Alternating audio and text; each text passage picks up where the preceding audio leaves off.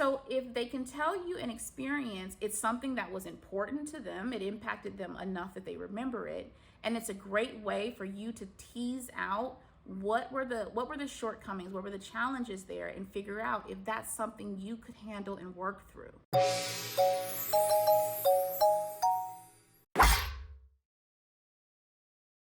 Hey everyone, welcome back to my channel, Rethink ADHD.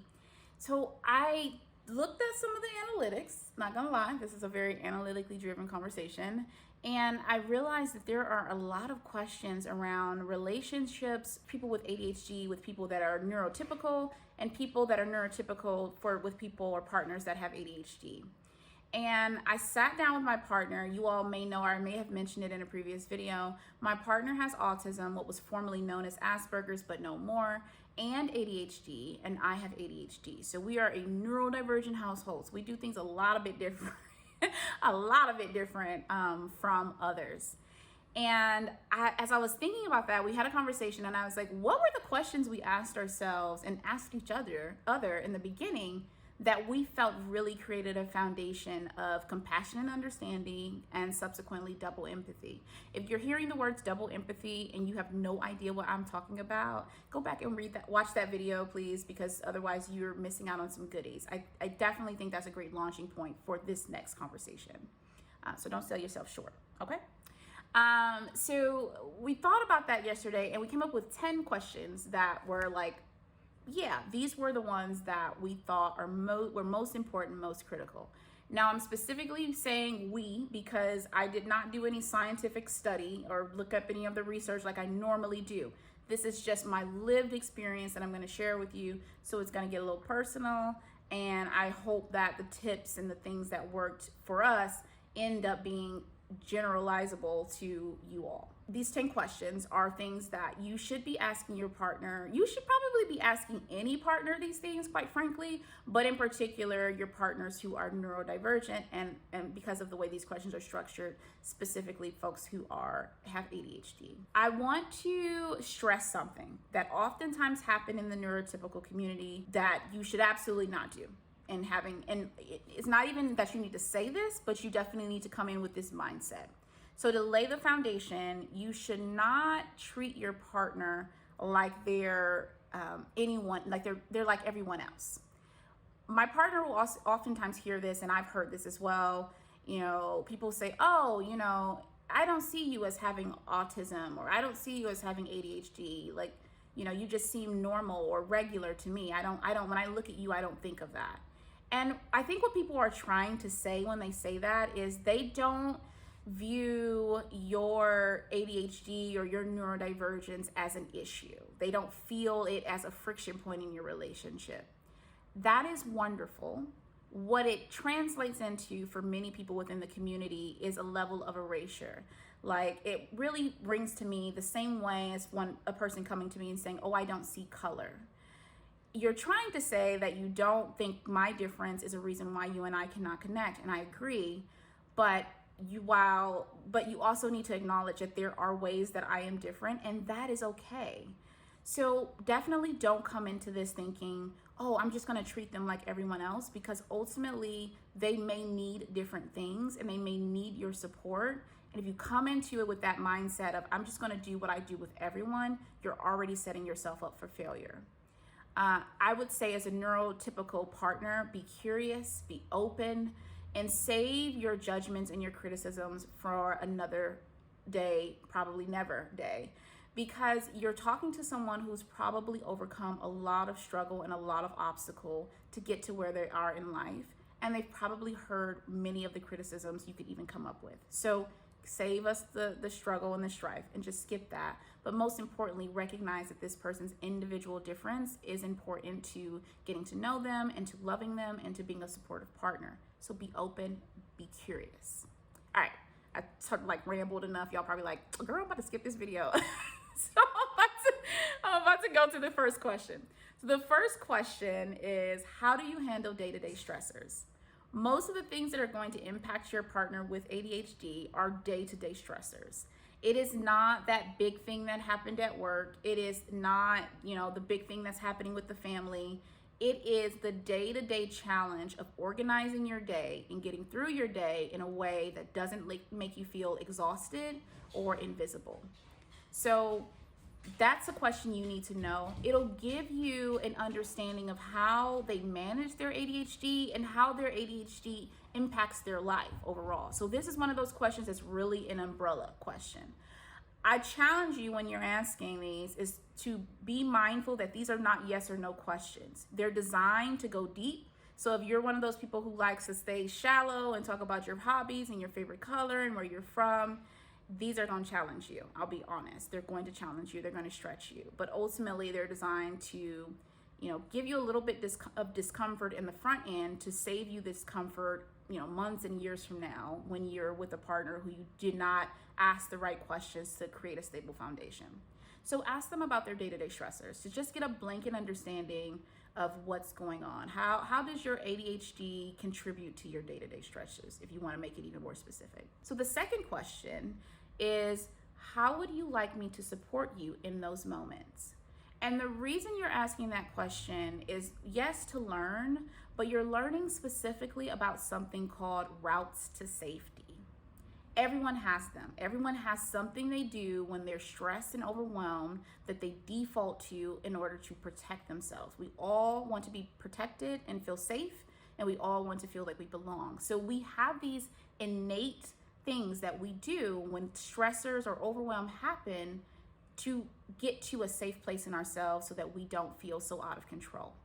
There are actually studies on this, and there are actually 8 categories or routes to safety that people use. I'll talk about them in list form, and then I'll create another video to go deeper into them, because otherwise this video will be 35 minutes long, and I know y'all only got like a 5 to 10 minute time span. I'm already over that time frame. So let's continue. So the 8 routes of safety: you have inner guidance, structure and uncertainty, sensory experiences, quality relationships, protective measures, closeness and proximity, private retreat, and common humanity. Those are the 8. You can Google them in between the time that I get to them, but those are the 8 routes to safety. You're wanting to listen to hear what is their route to safety, because that will help you understand how to support them. The worst possible thing, I'll tell you all now, I am an inner retreats person. When something upsets me, or I don't understand what's going on, or I'm feeling overwhelmed, I go into my inner self, into my little room, and I start unpacking the why. And it's a very private, intimate experience. So for me, a person whose strategy of support is to, ask questions, and be invasive, or to ask and probe, would feel invasive to me. It would feel disruptive to me. And rather than being supportive, it would add more to my stress and anxiety. So for my partner and I, she knows that my route to safety is inner, kind of going into that inner sanctum. And so she has learned to wait or check in periodically and say, hey, I'm here to talk to you. I'm here to support you if you need me, but I see that you're unpacking it right now, so I'm going to give you a little space to do that. And so that is my route, and that's how she supports me. Hers is closeness and proximity, so I know that when something distressing happens, if I had a bunch of stuff on my calendar, I need to clearance for it to be closer, to be available, to be present with her as a supportive mechanism. So that will help you get an idea of your partner or potential partner's route to safety. The third question is, do you have any sensory sensitivities? ADHD, like autism, can come with sensory sensitivities. I cannot do smells, light, or sound. It's a thing. I have very particular requirements on that. And so you want to get an understanding of what those are for your partner so that you can better understand what their lived experience may be like.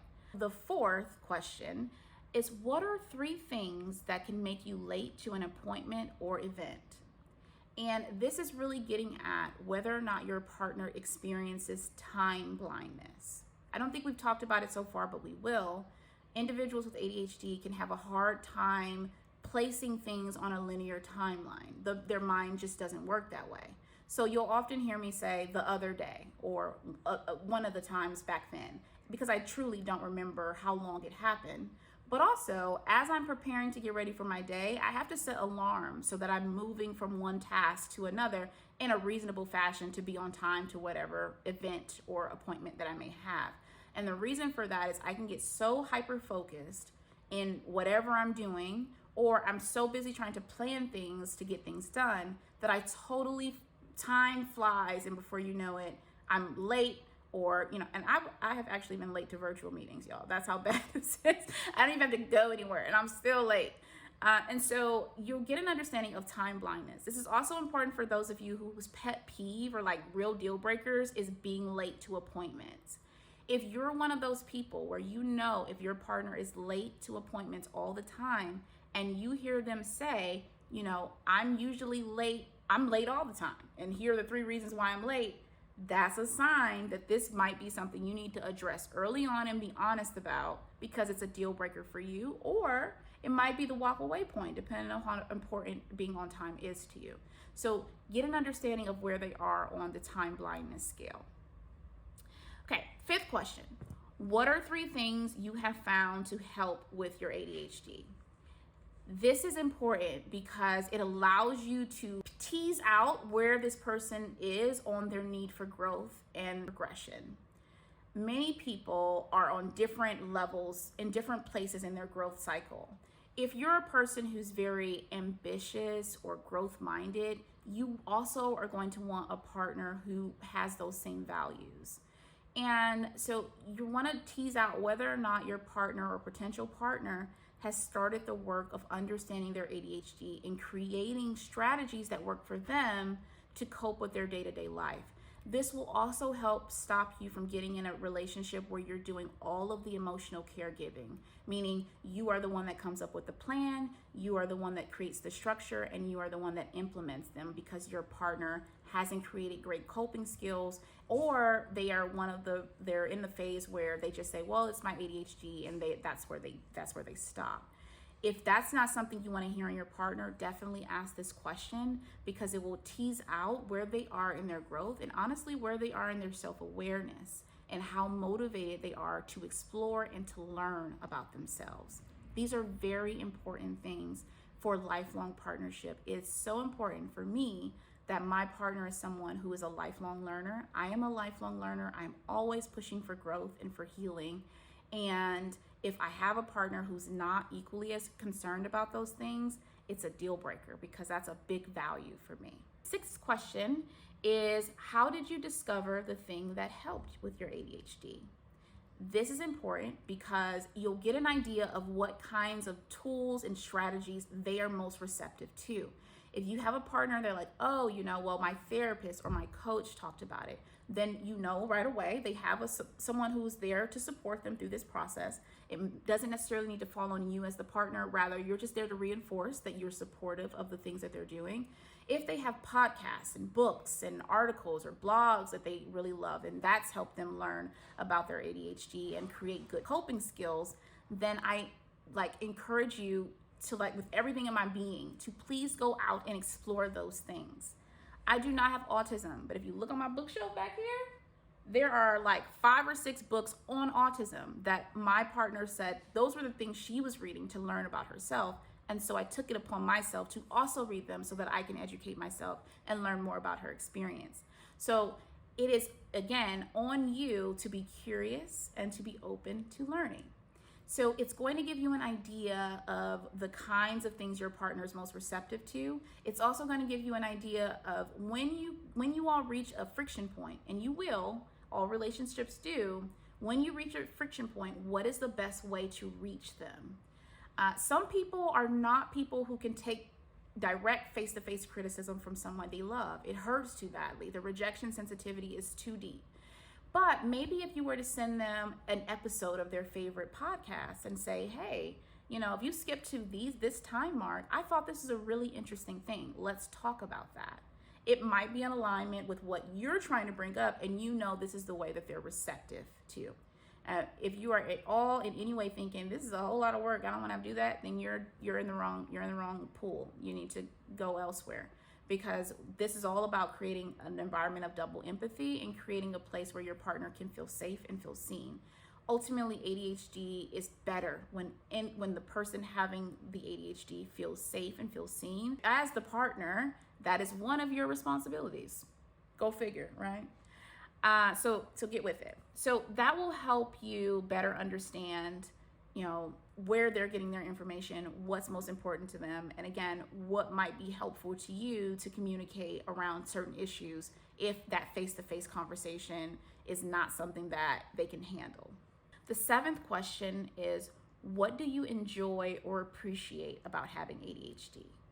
This is such an important question because what you're checking for when you ask this question is self-integration. That's not like a scientific word. I totally think I made that up, but no, I don't. I think it's something. But anyway, self-integration is so important to any person. We all have good and bad things inside of us. We all have light and dark. We all have things we love about ourselves and things that we would rather change about ourselves. But it's important for you to have someone who has a really integrated sense of self, where they can even see and accept things that others may perceive as setbacks and see the virtue in them. That gives you a lot of insight into maybe their self-esteem, their level of self-compassion, and ultimately that's going to put them in a better position to manage their ADHD symptoms, to grow with you as a partner, and to get feedback from you, because they're not at a place where they're still listening to that inner critic about their ADHD. They've actually found ways that it actually enhances their life and it's not such a setback. So ask that question to see where they are in that integration piece. If they tell you, oh, nothing's good about my ADHD, that's something to definitely note, because that person may suffer from self-esteem challenges and they may have an extended personal journey that they have to go on even as they're building a relationship with you. And you need to be aware of that and respect that process if you're going to enter a long-term relationship with them. So that's a 7. 8, tell me a story about a time your ADHD impacted your platonic or romantic relationships. I know that's not a question. You're specifically asking them to tell you about a time, because most of us are going to remember the big moments. Our brains naturally hold on to incredibly bad experiences and incredibly good experiences. So if they can tell you an experience, it's something that was important to them, it impacted them enough that they remember it, and it's a great way for you to tease out what were the shortcomings, what were the challenges there, and figure out if that's something you could handle and work through. If the person says, I most remember my roommate screaming at me because I forget all the time to empty the dishwasher, and I forget all the time to clean up after myself, and I leave food everywhere, and it was really stressful, and I hated staying with them, and ultimately I ended up losing a really good friend because I couldn't get it together. If that's one of the, I just made that whole story up, y'all, kudos. If that's your partner's story and you know that you had a relationship in the past where you left because they didn't unload the dishwasher and they were very messy and they left food everywhere, that's your cue to skidoo, okay? Don't be afraid to cut it. If it's not a good fit, it's not a good fit. People with ADHD can be incredibly loving. We are incredibly sensitive creatures by just brain design. So there's a lot of love to give, but it will fall in the empty hands if you are not the person who can really receive it, and also the person who can really see the person who's giving it. Number 9, tell me about a time you experienced rejection. What was that like for you and how did you cope? This is really getting at the rejection, sensitivity, dysphoria, and whether or not that's a continued issue for them. How do they deal with it so that you can see and start recognizing the signs and symptoms, but also so that you can get an understanding of what kinds of things are triggers and how can you either avoid them altogether or how can you create in a safe environment where those things don't feel so triggering. Rejection sensitivity is a real thing, first of all. So if you're in any way thinking it is not, it is. And there's a video about it. Do yourself a favor, watch it. And so you want to get to that really soon, okay? And the third and final question is really just to balance out the whole, what do you like about your ADHD? And so it is, what 3 things frustrate you most about having ADHD? And with this is where you're really exploring where those areas of support, whether or not you can actually be a supportive person in that regard. If these are things that you know you could never deal with and you wouldn't know how to deal with them, then you need to have a further conversation with them about this. But really, it's to identify what are the things that they think are problematic, and are those things you can't handle? If they are, again, that might be your cue to skidoo. So those are the 10 questions. This video is a little bit longer than some of the others because it takes longer to talk about relationships. They're so complex. I said earlier, these are not based on any science, which is unlike some of the other videos.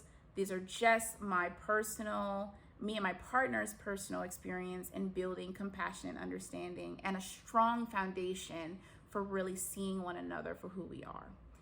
I hope these questions work. I will probably do more on this. I'm definitely going to do another video on the routes to safety because that is a real thing. But I hope these help. Please comment and about your experience. Have you had these conversations? What was it like? What did you feel like? And what was the ultimate impact? What did you learn from having these conversations?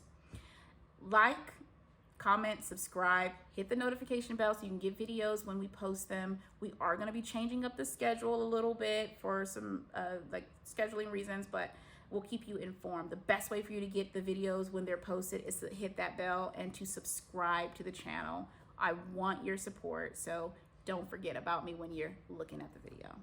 But that's it. 10 questions to ask your partner or potential partner if they have ADHD before you even make that big jump. I hope that's helpful. See you next week. Bye.